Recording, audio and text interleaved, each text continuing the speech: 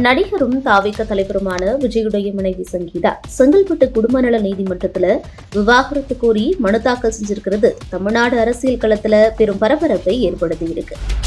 தமிழக வெற்றிக் கழகம் பிற கட்சியை விஜய் அவர்கள் தொடங்கி 2 ஆண்டுகள் நிறைவடைஞ்சிருக்க சூழல்ல அவருக்கு தமிழக சட்டமன்ற தேர்தலில் களம் காண்றதுக்காக விசில்ங்கிற சின்னமும் பொது சின்னமா ஒதுக்கப்பட்டிருக்கு.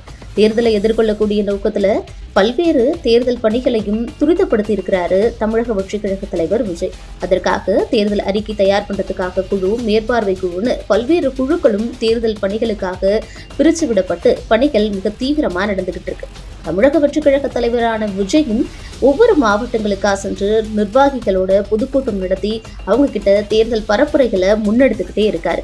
இந்த நேரத்துல விஜயுடைய மனைவி சங்கீதா விவாகரத்து கோரி மனு தாக்கல் செஞ்சிருக்கிறது மிகப்பெரிய பேசு பொருளா மாறி இருக்கு.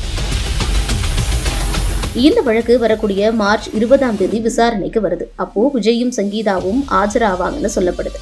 சங்கீதா இது பக்கமா 12 பக்கம் மனுவை தொடர்ந்திருக்காங்க. அதுல என்ன விஷயங்கள்லாம் சொல்லப்பட்டிருக்குன்னா, திருமண வாழ்க்கை தொடக்க காலத்துல எங்களுக்கு நல்லா தான் இருந்தது. கடந்த 2021ஆம் ஆண்டு ஏப்ரல் மாசம் என்னுடைய கணவர் விஜய்க்கு ஒரு நடிகையோட தொடர்பு இருக்கிறது எனக்கு தெரிய வந்தது. இதனால நான் அதிர்ச்சி அடைஞ்சேன். அதுக்கப்புறமா 2021 செப்டம்பர்ல இருந்து 2022 பிப்ரவரி காலகட்டம் வரைக்கும் வழக்கறிஞர் மூலமா விஜய் கிட்ட பேசினேன். அப்போ அந்த நடிகையுடனான தொடர்பை துண்டிக்கிறதா சொல்லியிருந்தாரு. ஆனா அவர் என்ன ஒதுக்கி வச்சுட்டு நடிகையோட தொடர்பை தொடர்ந்தாரு. இது எனக்கு மிகப்பெரிய மன உளைச்சலை ஏற்படுத்தி இருந்தது. திருமணத்தை மீறிய இந்த உறவை தான் தட்டி கேட்டதால பொருளாதார ரீதியா எனக்கு நிறைய கட்டுப்பாடுகளை விஜய் விதிச்சாரு. குழந்தைகளோட படிப்பு பாதிக்கப்படும், அவங்களுடைய மனமும் பாதிக்கப்படுங்கிறதால விவாகரத்து கேட்கறத தள்ளி வச்சேன். அந்த நடிகையோட பல்வேறு இடங்களுக்கும் வெளிநாடுகளுக்கும் விஜய் போயிட்டு இருந்தாரு. அந்த நடிகையும் என் கணவரோட எடுத்துக்கிட்ட புகைப்படங்களை சமூக வலைதளங்கள்ல பரப்புனாங்க. அந்த புகைப்படங்களுக்கு விஜய் எப்பவுமே எதிர்ப்பு தெரிவிச்சதே இல்லை. இதனால எனக்கும் என் குழந்தைகளுக்கும் அவமானம் ஏற்பட்டுச்சு. விவாகரத்துக்கான நோட்டீஸ் அனுப்பியும் 2 முறை பேச்சுவார்த்தை நடத்தியும் விஜய் ஒத்துழைக்கல. நவம்பர் 9ஆம் தேதி விஜயோட மீண்டும் பேச்சுவார்த்தை நடத்தி சுமூகமா பிரிய விரும்பினேன். ஆனா அதுக்கும் அவர் ஒத்துழைக்கல. இதனாலதான் இப்போ நான் நீதிமன்றத்தை நாடுறதை தவிர வேறு வழியே இல்லாம இங்க வந்திருக்கேன் அப்படிங்கிறத உணர்ந்திருக்கேன். அந்த நடிகையோட பெயரை இப்போ நான் குறிப்பிடுறத தவிர்க்கிறேன். கணவன் மனைவி உறவுல விஜய் நம்பிக்கை துரோகம் செஞ்சுட்டாரு. சென்சிட்டிவான இந்த வழக்கை தனி அறையில விசாரிக்கணும். 2021ஆம் ஆண்டு முதல் என்ன வார்த்தையால விஜய் நிறைய முறை அவமானப்படுத்தி இருக்காரு.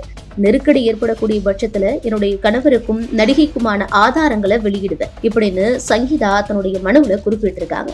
தேர்தல் நெருக்கத்துல இந்த விவாகரத்துக்குரிய மனுவும் அதில் விஜய் ஒரு நடிகையுடன் தொடர்பு கொண்டிருக்கிறத குற்றம் சாட்டி இருக்கிறது மிகப்பெரிய அளவுல பேசு பொருளா மாறி இருக்கு.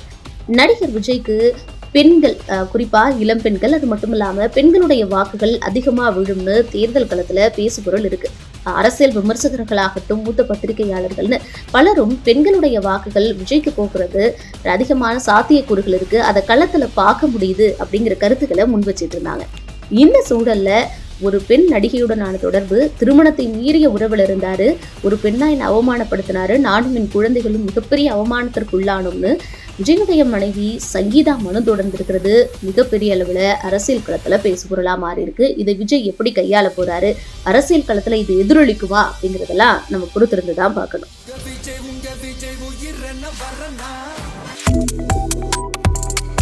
Subscribe to One India and never miss an update.